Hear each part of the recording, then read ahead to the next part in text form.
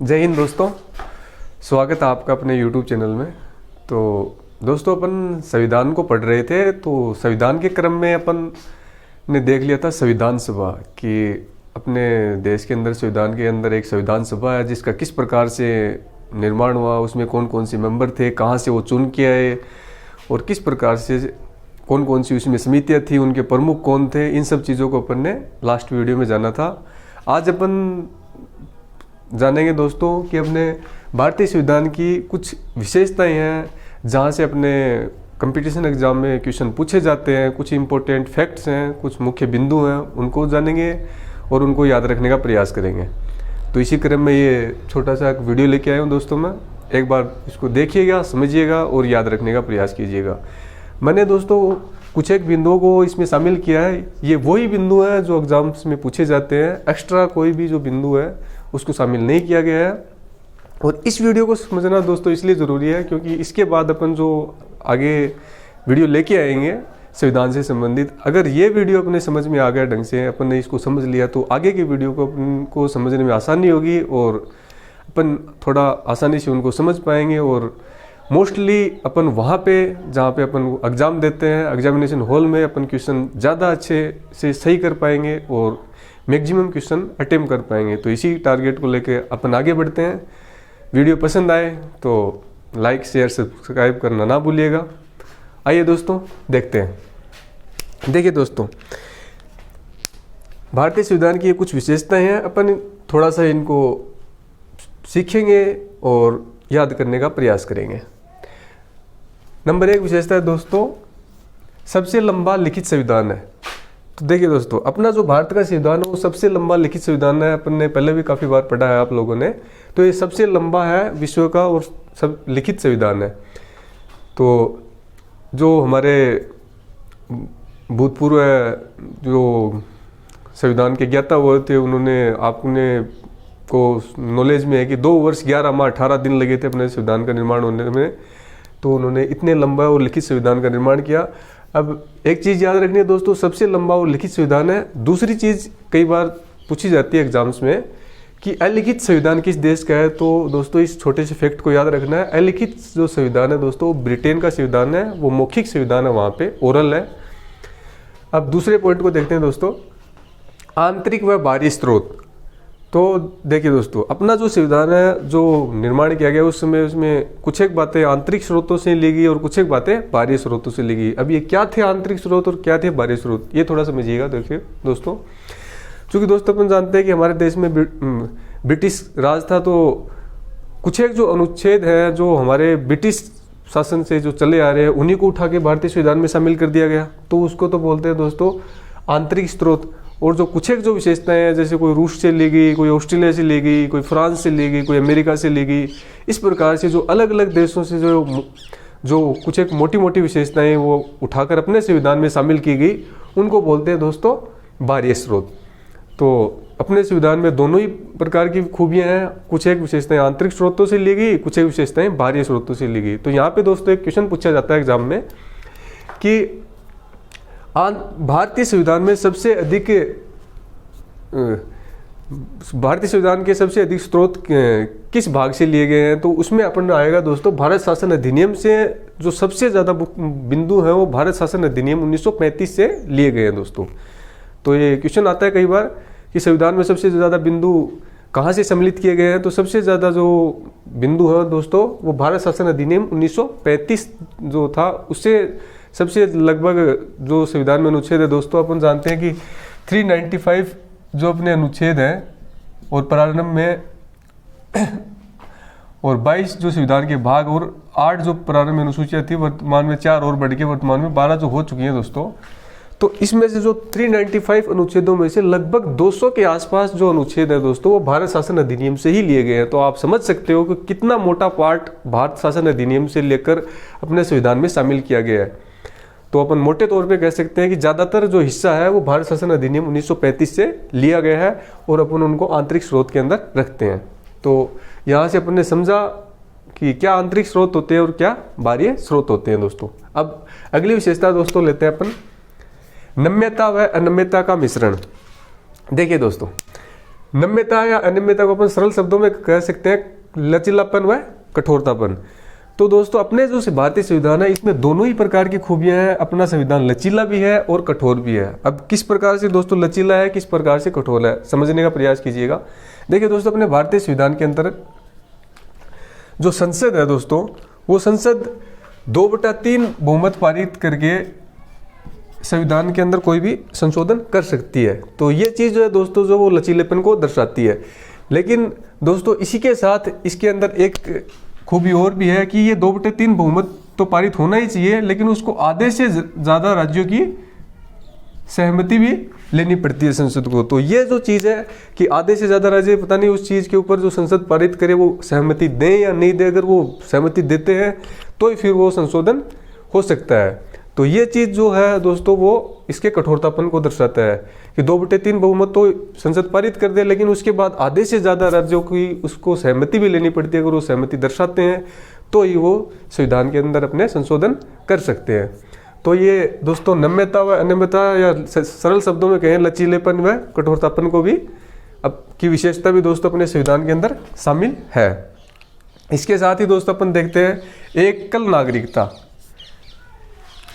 देखिए दोस्तों, अपने जो संविधान है उसके अंदर भारत अपने देश के अंदर एकल नागरिकता दी गई है कि दोहरी नागरिकता का प्रावधान नहीं है कि राज्य के अंदर अलग नागरिकता दी गई हो, सेंटर के अंदर अलग नागरिकता दी गई हो। जो अपने राज्य के अंदर जो नागरिकता दी गई है वही केंद्र के अंदर नागरिकता दी गई है दोस्तों। तो यहाँ से दोस्तों एक क्वेश्चन आता है कि एकल नागरिकता कहाँ से ग्रहण की गई है, तो वो ब्रिटेन से तो दोस्तों ग्रहण की गई है। और एक और क्वेश्चन आता है दोस्तों कि दोहरी नागरिकता किस देश की है, तो यूएसए संयुक्त राज्य अमेरिका दोस्तों ऐसा देश है अमेरिका, वहाँ पे जो संविधान के अंदर है वो दोहरी नागरिकता दर्शाई गई है। राज्यों के अंदर अलग नागरिकता होती है और केंद्र के अंदर वहाँ पे अलग नागरिकता होती है दोस्तों। लेकिन अपने देश में एकल नागरिकता संविधान के अंदर शामिल की गई है। और किस देश से लिया गया एकल नागरिकता का, वो ब्रिटेन से लिया गया है। तो दो चीज़ें यहाँ से याद रखिए, कहाँ से लिया एकल नागरिकता, ब्रिटेन से, और दोहरी नागरिकता किस देश की है, वो अमेरिका की है। अगला देखते हैं दोस्तों मौलिक अधिकार। देखिए दोस्तों, मौलिक अधिकार इससे संबंध में अपन ने एक वीडियो डाल चुके हैं ऑलरेडी। 12 से लेकर 35 तक अनुच्छेद इसमें शामिल किया गया है। कौन से अनुच्छेद में किस चीज़ का वर्णन किया गया है इस संबंध में अपन ऑलरेडी पहले पढ़ चुके हैं, तो ये आप वहाँ से देख लीजिएगा। और उसके बाद आते हैं दोस्तों राज्य के नीति निर्देशक तत्व। राज्य की नीति निर्देशक तत्व दोस्तों होते क्या, आखिर ये वो चीज़ें होती है दोस्तों कि संविधान है वो राज्य को या फिर केंद्र को जो कोई भी नीति या कानून बनाती है उसके लिए निर्देश देता है कि आप इस प्रकार से नीति या कानून बनाइए। उसको नीति निर्देशक तत्व कहते हैं। इनको अपन सुप्रीम कोर्ट या हाई कोर्ट में चुनौती नहीं दे सकते हैं। तो ये जो प्रावधान है दोस्तों राज्य के नीति निर्देशक तत्व है, ये है दोस्तों आयरलैंड के संविधान से ग्रहण किए गए हैं। तो ये याद रखना है दोस्तों, कहाँ से लिए गए हैं, आयरलैंड से लिए गए हैं। अब हम अगला देखते हैं मौलिक कर्तव्य।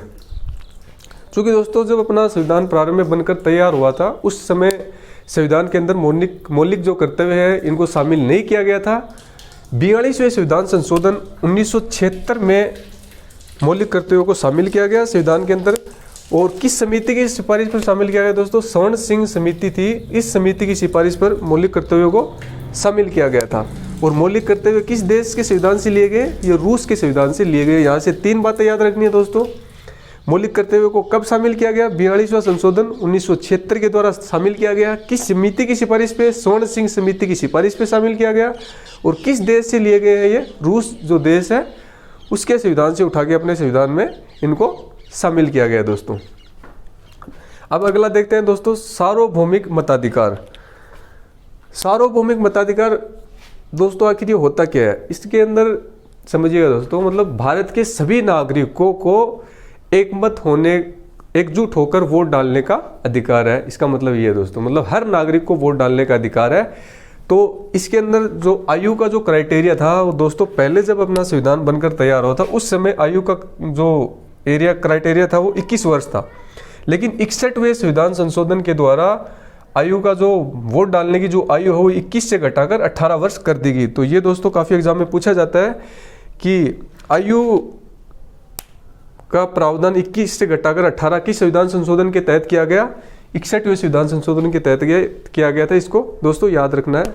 तो यहाँ से अपना सार्वभौमिकता मताधिकार को समझा कि ये क्या होता है, और इसमें जो मताधिकार की आयु है वो 21 से घटाकर 18 कब की गई, वो 61वें संविधान संशोधन के तहत की गई। और वर्तमान में ये अभी भी दोस्तों ये 18 वर्ष ही है। 18 वर्ष का व्यक्ति वोट डालने का अधिकार रखता है। उसके बाद देखिए दोस्तों, उसके बाद आती है स्वतंत्र व निष्पक्ष न्यायपालिका। देखिए दोस्तों, अपने देश के अंदर स्वतंत्र और निष्पक्ष न्यायपालिका है। इसका मतलब जो न्यायपालिका है उसके ऊपर ना तो सेंटर का कोई अधिकार है, ना ही राज्य का कोई अधिकार है। तो ये जो प्रावधान है दोस्तों, वो है वो अमेरिका के संविधान से ग्रहण किया गया संविधान में। तो याद रखिएगा, स्वतंत्र और निष्पक्ष न्यायपालिका कहाँ से ली गई है, ये यूएसए या अमेरिका के संविधान से ली गई है दोस्तों। अब लास्ट आता है दोस्तों संसदीय शासन प्रणाली। तो दोस्तों अपन जानते हैं कि भारत की जो संसदीय शासन प्रणाली है, इसमें एक संसद होगी दोस्तों, और संसद के साथ इसके 3 स्तंभ है दोस्तों अपने संविधान में। एक लोकसभा होती है दोस्तों, एक राज्यसभा होती है दोस्तों, और एक होते हैं राष्ट्रपति महोदय।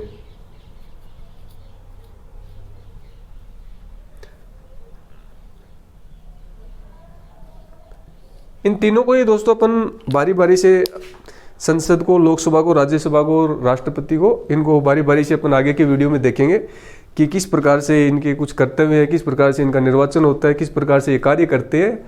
तो ये सब चीज़ें अपन आगे के वीडियोज़ में देखेंगे। तो यहाँ से समझिएगा संसदीय शासन प्रणाली, संसदीय शासन प्रणाली दोस्तों वो ब्रिटेन के संविधान से ली गई है, या फिर इंग्लैंड या ब्रिटेन। तो इसको अपन याद रखेंगे दोस्तों। अब इसके बाद दोस्तों अपन आते हैं त्रिस्तरीय शासन प्रणाली। त्रिस्तरीय शासन प्रणाली का मतलब भारत में त्रिस्तरीय शासन प्रणाली लागू हुआ।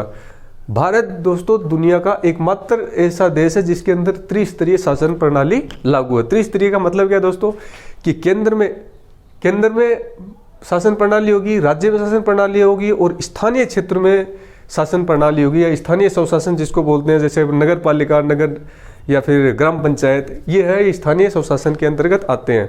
और ये स्थानीय स्वशासन को दोस्तों संविधान के अंदर दर्जा दिया गया है।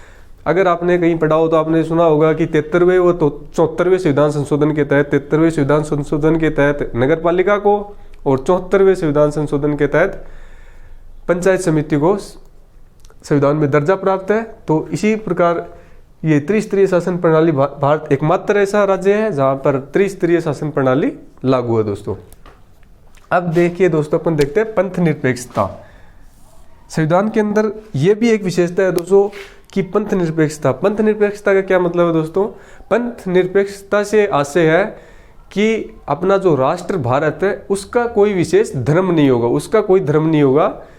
धर्म है वो नागरिकों के धर्म होंगे, पब्लिक के धर्म होंगे, जनता के धर्म होंगे, लेकिन देश का कोई धर्म नहीं है। इसी को बोलते हैं पंथ निरपेक्षता। कई बार इसको सिंपल शब्दों में अपन धर्म निरपेक्ष भी बोल सकते हैं, कि पंथ निरपेक्ष या धर्म निरपेक्ष। तो ये शब्द भी अपने संविधान में शामिल है दोस्तों। अब कई बार दोस्तों क्वेश्चन आता है कि इनमें से कौन सा शब्द संविधान में शामिल है, पंथ निरपेक्ष, धर्म निरपेक्ष, या 1-2 वर्ड और दे देते हैं। तो वहां पे अपने को टिक करना है पंथ निरपेक्ष, क्योंकि ये शब्द दोस्तों संविधान में लिखा गया है। अगर ऑप्शन में दोनों है, पंथ निरपेक्ष और धर्म निरपेक्ष, तो पंथ निरपेक्ष अपनी पहली प्रायोरिटी होगी, और अगर पंथ निरपेक्ष नहीं है, खाली धर्म निरपेक्ष है, तो अपन धर्म निरपेक्ष आंसर लगा सकते हैं। तो देखिए दोस्तों, ये था अपना एक छोटा सा चैप्टर भारतीय संविधान की कुछ विशेषताएं। इससे दोस्तों क्वेश्चन आते हैं, किस प्रकार से आते हैं मैंने आपको बता दिया है, और आप एक बार इसको वापस रिवर्स करके देख लीजिएगा अगर आपको समझ में नहीं आया हो, और चाहो तो आप एक बार इसका स्क्रीनशॉट ले सकते हो।